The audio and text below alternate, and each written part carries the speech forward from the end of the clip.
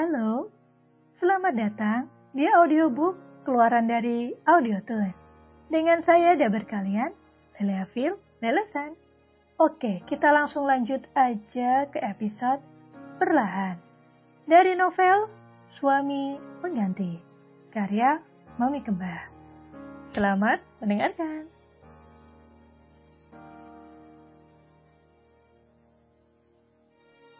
Pagi ini Radit bangun lebih dulu dan menggendong baby Haikal. Sejak semalam, Haikal rewel dan terus menangis.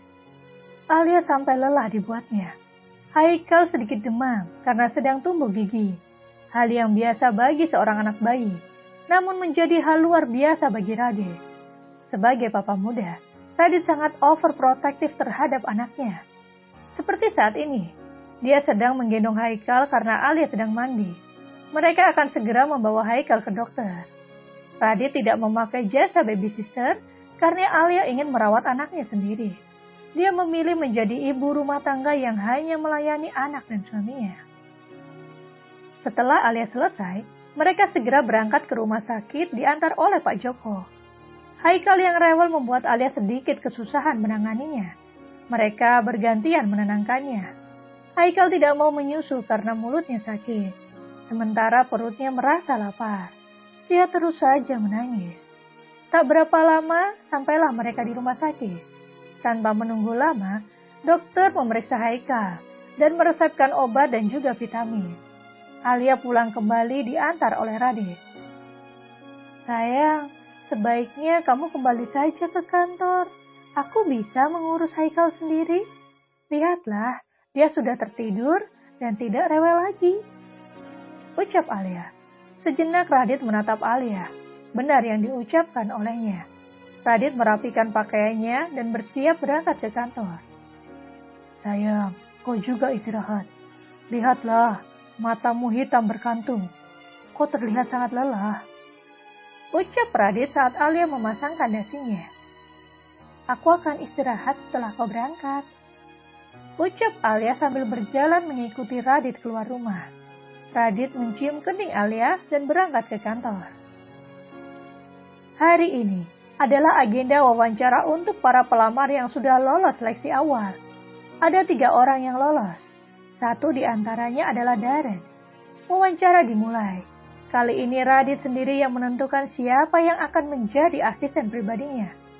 Setelah memberikan beberapa pertanyaan, akhirnya Radit memilih Darren. Tentu saja Darren sangat senang.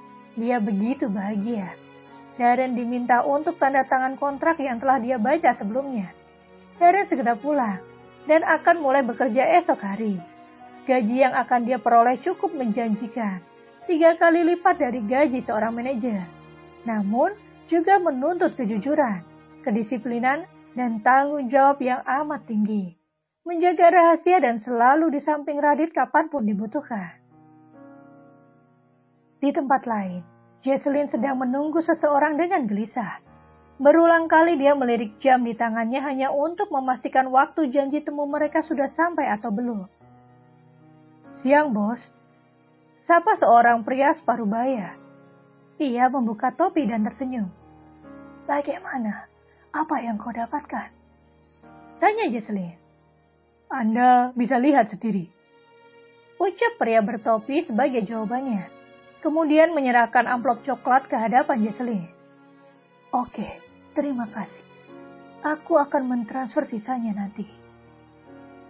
Dengan tidak sabar, Jesselyn menarik isi dari amplop yang dia pegang.